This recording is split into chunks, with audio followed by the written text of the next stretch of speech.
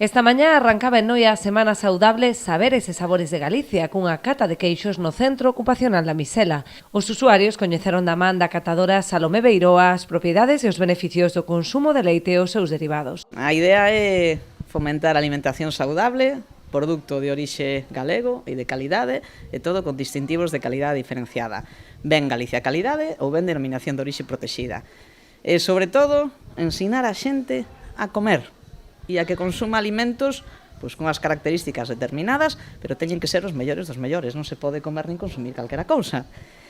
Por que o facemos pois, neste tipo de, o que decía Santi, neste tipo de centros? Porque hai que diversificar. Os centros educativos están moi ben, pero ao final non só aprenden os nenos, senón tamén que hai que darlles outro tipo de ensinanza aos maiores e fomentar pois, a través de Galicia Calidade ou a través dos concellos, das administracións locais, que chegue a todo o mundo. E esa é un pouco a idea, non?